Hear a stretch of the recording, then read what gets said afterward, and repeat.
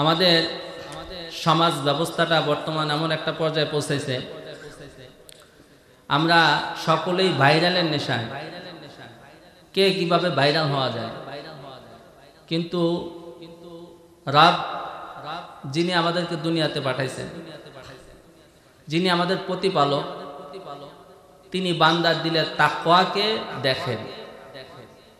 কে কোন উদ্দেশ্যে কি কারণে সে আমলটা করলো, এটা রব্বে কারিম দেখেন এবং সেই অনুপাতেই রব্বে কারিম জাযা দান করবেন, উপঢৌকন দান করবেন।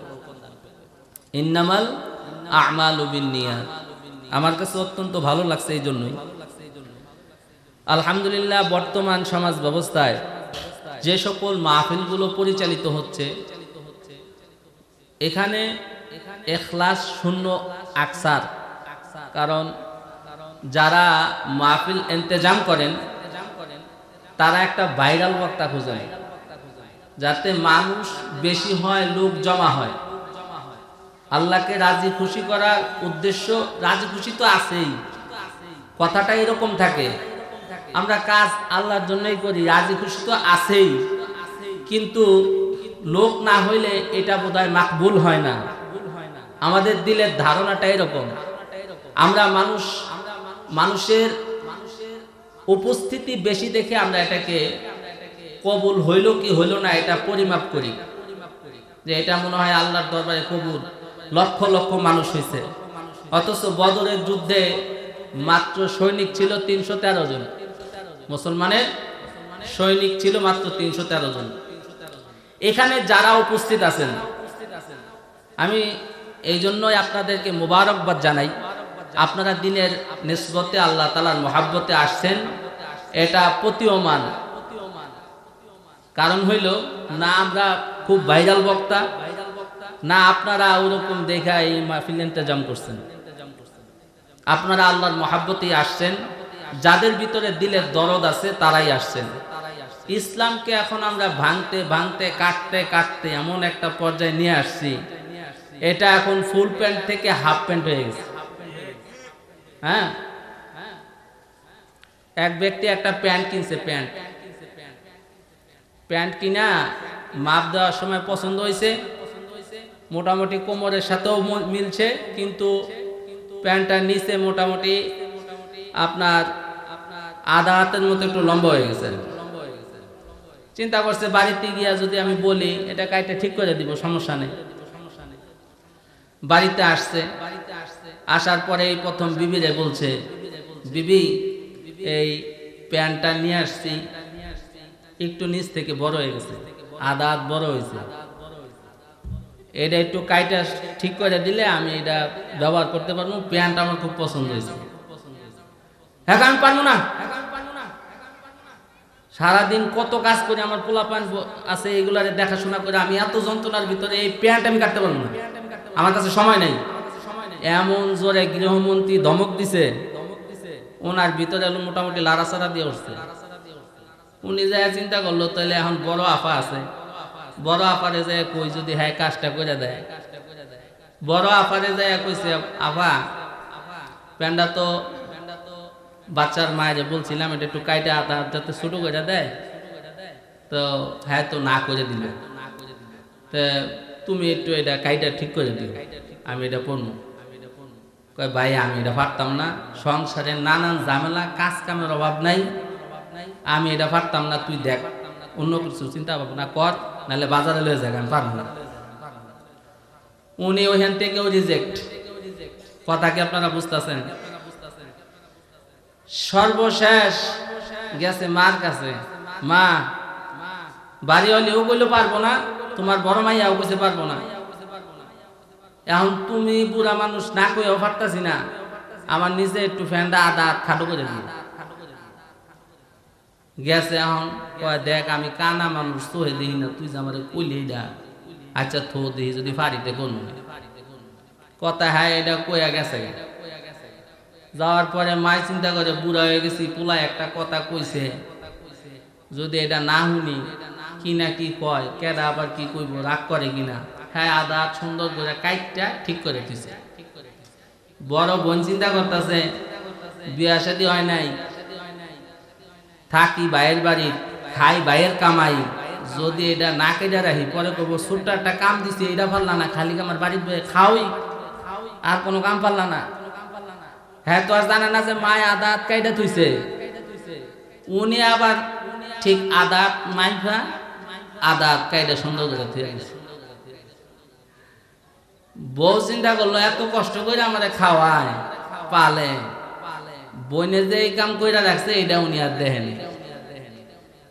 বিবি না করছে কি কয় রাতের বেলা তো বাইতে যদি জিগায়, সকালবেলা তো যে চেতা দিছি, রাইতে যদি আবার মাই শুরু করে কোন তো যায় না কোন সময় তাল কোন দিক ঘুরা জায়গা, উনি আবার সুন্দর করে আবার আদা হাত কাটছে।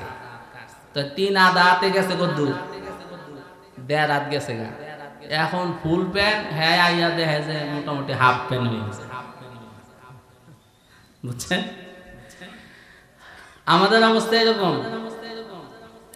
আমরা ইসলামের এই বিভিন্ন কালচার গুলাকে কাটতে কাটতে কাটতে বাদ দিতে দিতে দিতে দিতে এখন এই পর্যায়ে চলে আসছি যে আর কোনো কিছু আমাদের কাছে বাকি নাই। কোন রকম নিতম্ব ডাকলে নিচে ডাকে না, নিচে ডাকতে গেলে নিতম্ব থাকে না। এর ভিতর থেকেই একদল মানুষ থাকবে যারা আল্লাহ তাআলাকে রাজি খুশি করার জন্য তাদের জীবনকে উৎসর্গ করবে। খারাপ লাগতেছে আপনাদের কথা? আল্লাহ তাআলার কাছে দাম কার? আল্লাহ তাআলার কাছে দাম হইল ইমানদারের, ইমানদারের দাম। আর ইমানদার হইতে হইলে যেই বিশেষ বিশেষ গুণাবলীগুলা দরকার, এর মধ্যে মোটা মোটা গুণগুলাকে রব্বে কারীম কোরআনুল কারীমের যে সকল জায়গায় উল্লেখ করছেন তার মধ্যে একটি অন্যতম আয়াত যেটা আজকে খুতবার মধ্যে তেলাওয়াত করা হয়েছে। বিসমিল্লাহির রহমানির রহিম। ইন্নামাল মুমিনুনা আল্লাযীনা ইযা যুকিরাল্লাহু ওয়াজিলাত কুলুবুহুম ওয়া ইযা তুলিয়াত আলাইহিম আয়াতুহু যাদাতহুম ঈমানাও ওয়া আলা রাব্বিহিম ইয়াতাওয়াক্কালুন। যারা সত্যিকারের ঈমানদার এদের ভিতরে 5টা গুণ জরুরি। রব্বে কারীম কোরআনুল কারীমে এই 5টা গুণ এই আয়াতের মধ্যে উল্লেখ করছেন। যারা সত্যিকারের ঈমানদার, ইন্নামাল মুমিনুনা আল্লাযীনা ইযা যুকিরাল্লাহু ওয়াজিলাত কুলুবুহুম, তাদের সামনে আল্লাহ পাকের স্মরণ যখন করা হবে তাদের দিল প্রকম্পিত হবে, আল্লাহর মহাব্বতে দিলের মধ্যে মায়া মায়া ভাব কাজ করবে, যেটা আমাদের মধ্যে এখন উপস্থিত। এখানে যারা আসছেন আল্লাহ তাআলার মহাব্বতেই আসছেন, নাকি কেউ ভাইরাল হওয়ার উদ্দেশ্য আছে? এখানে ভাইরাল বক্তাও নাই আর ভাইরাল হওয়ার উদ্দেশ্যে কেউ আসে নাই। এখানে আসছে শুধুমাত্র কার মহাব্বতে বলেন? আল্লাহর মহাব্বতে। মাকবুলিয়াত কার কাছে? আল্লাহর কাছে। আল্লাহ তাআলা বড় সমাবেশ দেখবেন না, লোক অধিক না কম এটা দেখার সময় নাই। যে ব্যক্তি আল্লাহর জন্য কাজ করবে তার ওই জিনিসটার ওই নিয়তটার উপরে ভিত্তি করে আল্লাহ তাআলা তাকে জাযা দান করবেন। ইন্নামাল মুমিনুনা আল্লাযীনা ইযা যুকিরাল্লাহু ওয়াজিলাত কুলুবুহুম, আল্লাহ তাআলার স্মরণ যখন তাদের সামনে করা হবে তখন তাদের ভিতরে মায়া মহাব্বত কাজ করবে, তারা এই সকল দ্বীনি মজলিসের মধ্যে চলে আসবে। ওয়া ইযা তুলিয়াত আলাইহিম আয়াতুহু যাদাতহুম ঈমানা, আজ যখন কোরআনুল কারীমের আয়াত তাদের সামনে তেলাওয়াত করা হবে তখন তাদের ঈমান বহুগুণে বৃদ্ধি পাবে। কোরআনুল কারীমের আয়াত শোনার পরে তাদের দিলের মধ্যে আল্লাহ তাআলার মহাব্বত পয়দা হবে, ঈমান আরো আস্তে আস্তে বৃদ্ধি পাবে। এই জন্য নামাজের ভিতরে যখন আমরা কোরআন তেলাওয়াত করি বান্দার ঈমান বৃদ্ধি পায়, বান্দার ভিতরে আল্লাহর সঙ্গে একটা মহাব্বত তৈরি হয়। হয় কি বলেন? হয় না? এই জন্য যখন মজলিসের মধ্যে কোরআন তেলাওয়াত করা হয় ঈমানদার বান্দার অন্তরের মধ্যে আগুনের মতো প্রজ্বলিত হইতে থাকে, ঈমান আস্তে আস্তে বৃদ্ধি পাইতে থাকে। এই হলো 2 নম্বর গুণ। ওয়া আলা রাব্বিহিম ইয়াতাওয়াক্কালুন, আর আল্লাহ তাআলার প্রতি ওই বান্দাদের তাওয়াক্কুল আশা ভরসা বেড়ে যাবে। বান্দার আল্লাহ তাআলার প্রতি তাওয়াক্কুল বাড়বে। আল্লাহ তাআলাকে কিভাবে পাইতে হয়? কিভাবে আল্লাহ তাআলা যে সকল দান আছে, যে সকল নিয়ামত আছে, এই নিয়ামতগুলো শুকরিয়া জ্ঞাপন করবে।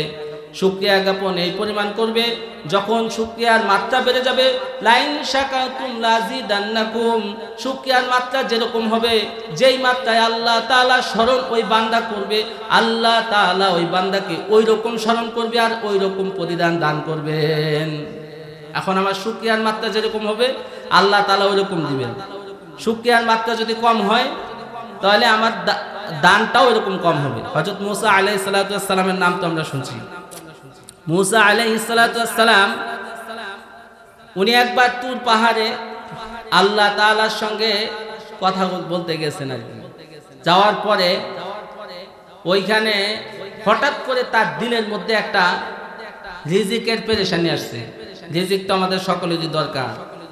রিজিকের পেরেশানি আসতে পরে আল্লাহ তাআলা এটা বুঝতে পারছেন। মূসা আলাইহিস সালামকে কিছু না বলে বললেন, তোমার হাতের যে লাঠিটা আছে এই লাঠি দিয়ে তোমার সামনে যেই পাথরটা আছে এটাতে আঘাত করো। যখন এটাকে আঘাত করছে তখন ভিতরে দেখে আরেকটা পাথর। উনি আশ্চর্য হইলেন, পাথরের মধ্যে আরেকটা পাথর। উনি আবার আরেকটা আঘাত করলেন, আল্লাহ তাআলাকে জিজ্ঞেস করে, তাহলে এটার উপরে কি আরেকটা আঘাত করব? আল্লাহ তাআলা বলেন, হ্যাঁ এটার উপরে আরেকটা আঘাত করো। যখন আরেকটা আঘাত করছেন দেখেন ভিতরে আরেকটা পাথর। ওই পাথরের উপরে তিনি লক্ষ্য করলেন ছোট্ট একটা প্রাণী, যেটা একদম খালি চোখে দেখা অসম্ভব, এরকম একটা প্রাণী। আল্লাহ তাআলা সেটা দৃষ্টিগোচর করাইলেন তাকে, উনি দেখতে পারলেন। এবং আশ্চর্য হইল, ওই প্রাণী যে রবের শুকরিয়া জ্ঞাপন করতেছে এটা তার কানে আসছে। ওই প্রাণী আল্লাহর কাছে শুকরিয়া জ্ঞাপন করতেছে, সুবহানা মাইয়ারানি, আমি আল্লাহ তাআলার পবিত্রতা ঘোষণা করছি যিনি আমাকে দেখেন। এই তিনটা পাথরের মধ্যে আমি অবস্থান করতেছি কিন্তু আল্লাহ তাআলা আমাকে দেখতেছেন। ওয়াসমাউ কালামি, এবং তিনি আমার কথাকে শ্রবণ করেন, আমি যেটা বলি সেটা তিনি শুনেন। যে আমি এই পাথরের ভিতরে আছি এটা তিনি আমাকে দেখতেছেন, এবং আমি যেটা আল্লাহ তাআলার কাছে বলতেছি এটা তিনি শুনতেছেন। ওয়াসিলু রিজকি, এই কঠিন জায়গাতে আল্লাহ তাআলা আমার রিজিক পৌঁছাই দিচ্ছেন। আল্লাহ তাআলা ওইখানে ওই মাখলুকের রিজিককে পৌঁছাই দিচ্ছেন এবং তিনি শুকরিয়া জ্ঞাপন করতেছেন। ওয়াযকুরুনি ওয়ালা ইয়ানসানি, এবং তিনি আমাকে মনে রাখছেন। আমি পাথরের মধ্যে অবস্থান করতেছি, তিনি আমাকে স্মরণ রাখছেন। সে শুধু আমাকে দেখেন না, শুধু তাই নয়, তিনি আমাকে দেখেন, আমার কথা শুনেন, আমার রিজিককে পৌঁছান, এবং আমি এখানে অবস্থান করতেছি এই কথাটাও তিনি স্মরণ রাখছেন। ওয়ালা ইয়ানসানি, এবং তিনি আমাকে ভুলেন না, তিনি আমাকে ভুলেন না। এইটা দেখার পরে হযরত মূসা আলাইহিস সালাতু ওয়াস সালাম ওনার রিজিকের পেরেশানিটা মাথার থেকে সরে গেল। যে এতটুকু একটা মাখলুক আল্লাহ তাআলার কাছে এইভাবে ফরিয়াদ করতেছে, আল্লাহ তাআলা শুকরিয়া এইভাবে করতেছে। লাইন শাকারতুম লাযিদান্নাকুম, যে বান্দা আল্লাহ তাআলা শুকরিয়া করবে তাকে আল্লাহ তাআলা বাড়াই দিবেন। কিন্তু সেটা কি রকম? শুকরিয়ার মাত্রা, শুকরিয়ার পরিমাণ যেরকম হবে বান্দাকে আল্লাহ তাআলা ওইরকম বাড়াই দিবেন। সে যেরকম আল্লাহ তাআলাকে স্মরণ করবে আল্লাহ তাআলা তাকে ওইরকম স্মরণ করবেন। হাদিস শরীফের মধ্যে আসছে, কেউ যদি বান্দা যদি আল্লাহর জন্য এক হাত অগ্রসর হয় আল্লাহ তাআলা তার জন্য 2 হাত অগ্রসর হন। আর যদি বান্দা আল্লাহ তাআলার দিকে হাইটা হাইটা অগ্রসর হয়, বান্দা তার দিকে দৌড়ায় অগ্রসর হয়। সুবহানাল্লাহ বললেন না? একবার সুবহানাল্লাহ বলার দ্বারা আসমান জমিনের খালি জায়গা পরিপূর্ণ হয়ে যায়। সুবহানাল্লাহ।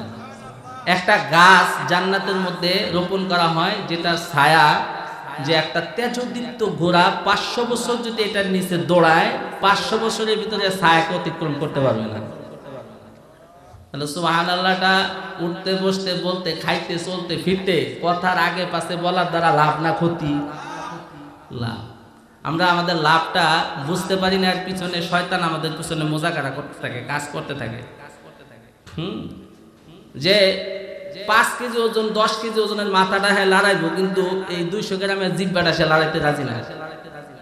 200 গ্রাম ওজনের জিব্বা সে লড়াইতে রাজি না। তাহলে 3টা গুণ কি?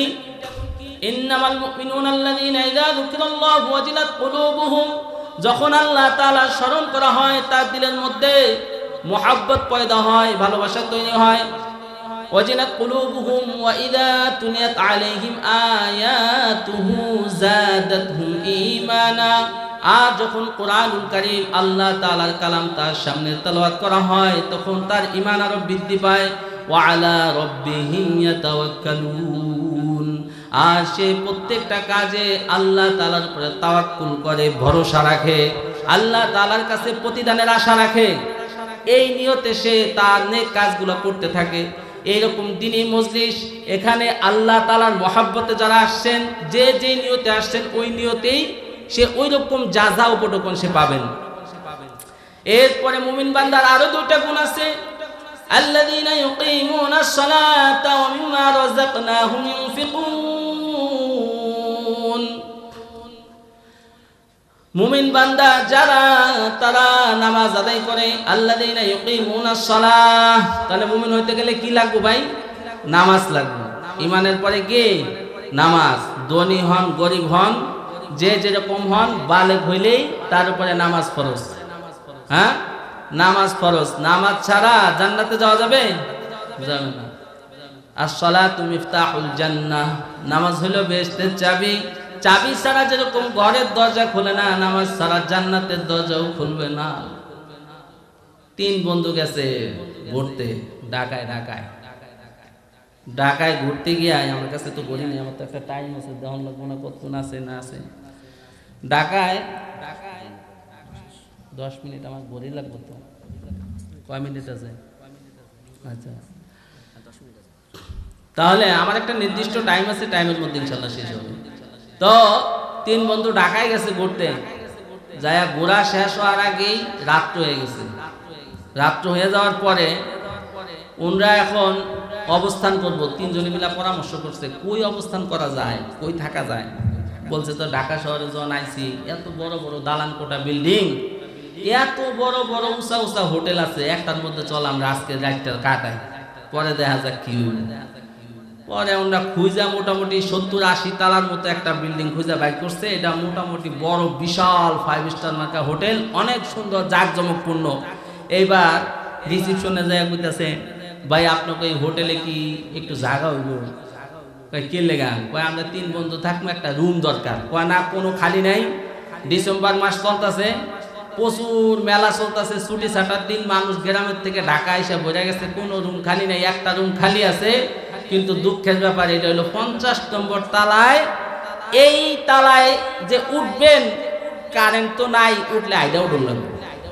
3টা মিলা বুদ্ধি করছে, তাহলে তো এখানে ওটা কঠিন, এখানে থাকা যাবে না রে, ল রাস্তায় কোনো রকম রাতটা কাটায় জায়গা। কয় না, কি কস উড়ন যাবো না, কেনা করছি তোরে? 3 জনে মিলা গল্প করবো, গল্প করতে করতে উঠে যাবো গা। তাহলে কি গল্প করবি এতক্ষণ? তুই করবি সংসারের গল্প, তুই করবি রাজনীতির গল্প, আর শেষে যতটুকু আছে তুই একটা কিছু কইরা দিস, খালি উঠে গেলি হইল।